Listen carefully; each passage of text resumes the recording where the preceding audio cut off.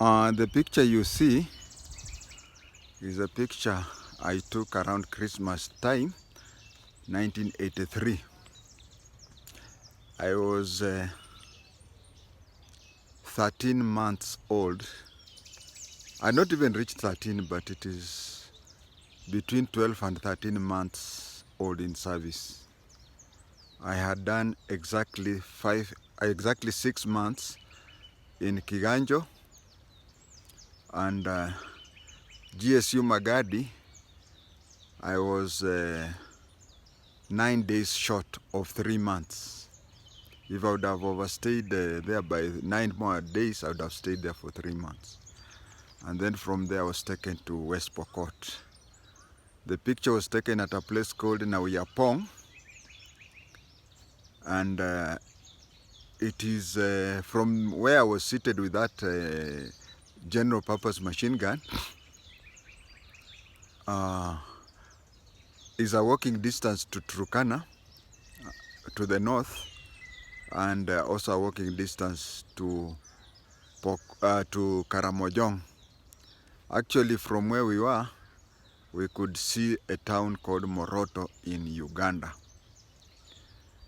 As I pass my condolences to the families and also the National Police Service for the death of the GSU officers, I have seen that in such cases there is always a problem. People are saying, why do you take recruits there? Why don't you take their officers who have worked for 5 or more years? Maybe they are used to. I sincerely believe that it is better to take their recruits. Recruits usually have still are physically fit from college. Somebody who has worked for 5 years, he's not physically fit. And I want to imagine the nearest police station to where you are. You find somebody completes a college in Kiganjo, then he goes to the nearest police station to where you are. Anakimbizana na watu ya Changana Busa. He puts on weight. After 5 years, he has found a teacher or even a nurse in a local place there. He has married. By the time he completes 5 years, they have 1 child, and they're expecting a 2nd child. Apart from the salary that his wife is getting from her place of work, be it school or the clinic, they have also opened a kinyosi stroke salon. They are getting some money. And then you tell that officer that we are taking you to Magadi GSU for a 3 months course, and then we are taking you to Nauyapong. We are taking you to Amaler. We are taking you to Diff. We are taking you to North Hor. In many cases, you find that such an officer will opt to resign. But even if he does not resign, when he goes there, I saw that when we had the operation, we had an operation in 1984 called Operation Nyundo, where we were trying to round up Pokots and recover all the firearms. We used to find that whenever there was a contact between us and Gorokos, usually casualties used to happen with these policemen who had been taken out of Nakuru to come for the operation. And when they were being brought, you see, there were 2 types who had come from Nakuru. That time, we had, that is the time when Nakuru Police FC had been formed, and they had played the provincial league. After playing the provincial league, they did not make it to the national. So when they did not make it to the national, the bosses were annoyed with them. The bosses had promised them 3 months leave. But when the bosses were annoyed with them, they said that the 3 months they should go to West Pokot. Then we had some people whom Bosses had also not happy with Nakuru, and they were being taken. Some were even being told, you are going to West Pokot to die. So you find that most of the officers who have worked out before, their morale is low, and if you decide to take them there, the casualties will be more. These are young men who are physically fit, and they're mentally, and they're the people who can really go to the fire. But somebody who has worked for 6 years, he would think of, he would start thinking about his wife and kids and so on. I remember whenever we could walk and get tired and sit somewhere and start talking, you know, we were just new. We didn't even know the police life, what it was. But these people, they would spend a whole day saying, hey, unaona ukienda Ronda, si ukienda Kivumbini, hey, mama yule changa, sahi ningekuwa nimeokota pesa ngapi. So they start talking about bribery, bribes and so on. So they spend a lot of time there. So it is always good to have new ones. It is also sad that this one is happening immediately. You know, recently we had in the same area, but I think in Samburu land, some stock theft officers were killed.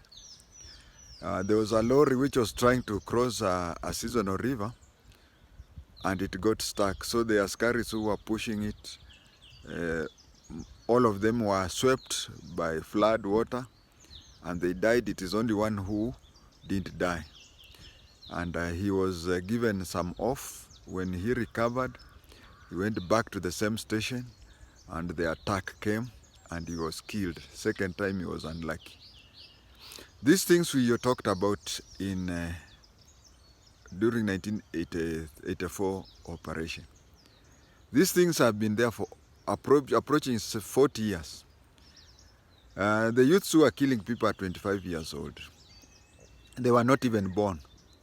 I can say that around the time when I was desk officer in charge of security, the criminal intelligence and intertribal tension in Rift Valley, that is when these kids were born, and now they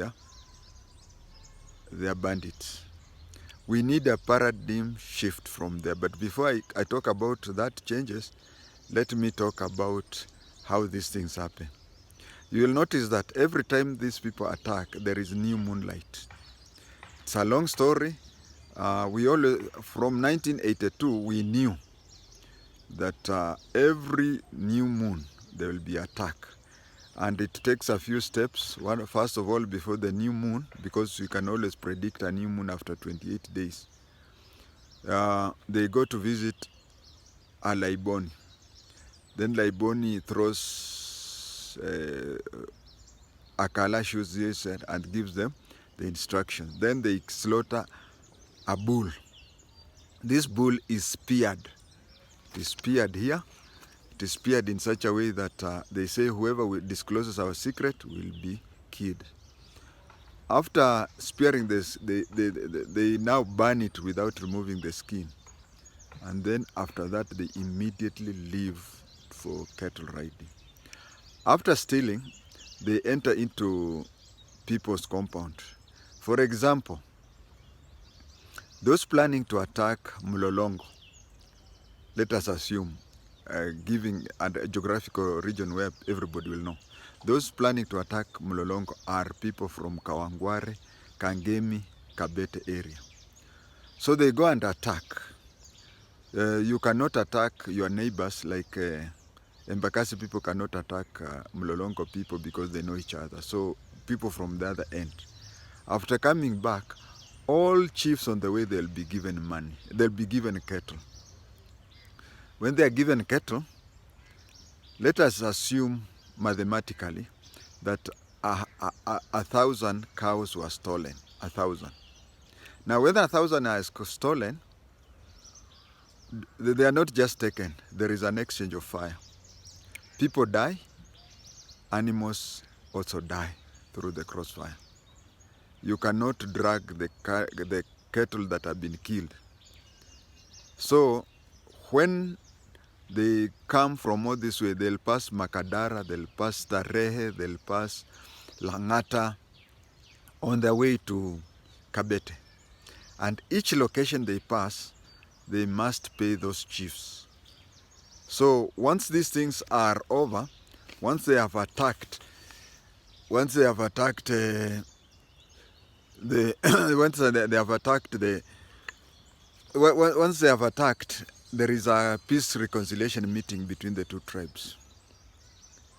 I said the cattle were 1,000. These people will cheat. They'll say that we had 1,200. So they'll push the figure up. And according to the tradition of the Northern Rift, every cow that is stolen is recovered by 4. Wanasema mguu moja ng'ombe moja. Na because ng'ombe ziko na miguu ine, these people, they stole 1,000 cattle, but those who are victims will claim it was 1,200. So they'll be claiming 4,800 cattle. From there, they will come. They have a formula. I can't really recall the number, but for every female killed, there's so many cattle. For every man killed, so many. So they'll count the people. They cannot cheat the number of people who died. So out of 4,800, they'll claim maybe 200 for the people who were killed during the exchange. Those who are attacking, if your people are killed, that is up to you. But those who are defending, so you find that they'll be demanding 15,000. What am I saying? I'm saying 5,000 cattle, because it was 1,000, but they'll say it is 1,200. So out of 1,200, it will be 4,800. Adding the people, so it will be about, they'll be demanding 5 times what was stolen. Of course, you cannot pay what you did not have, because even the cattle that was 1,000, there are those which died in the exchange. There are those who you gave to the chiefs on their way, and you'll find that out of the 1,000, you'll be heading home with 700.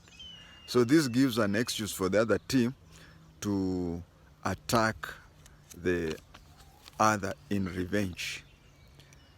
And all this long story. Now, what do we do? It falls back to our politicians. Politicians, even nationally. A politician would want people in Kibera to be unemployed forever, so that when he calls Mandamano in town, he has people. In developed countries, when you are campaigning for any political seat, you buy airtime in a TV station between 8 and 9. Because if you call a meeting during daytime, nobody will come. These people, it's not a must that they must rear cattle.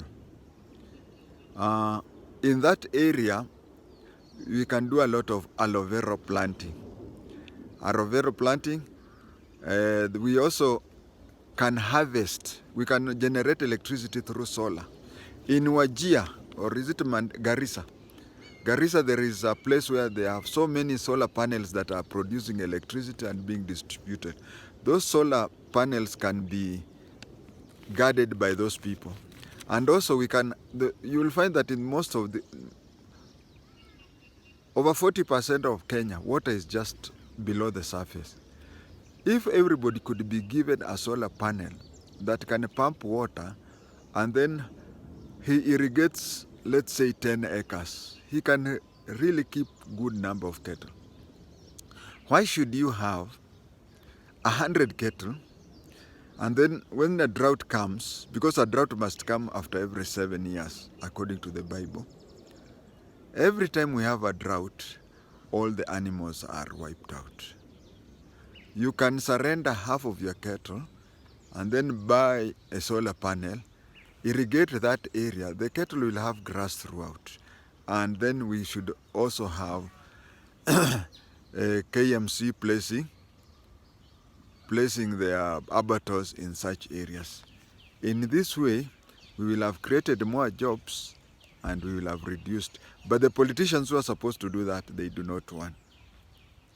Do you know that if you are to come up with a project where a lot of people will be employed, as I've said, the politicians will not be happy, because They want people whom they can call for maandamano at any given time.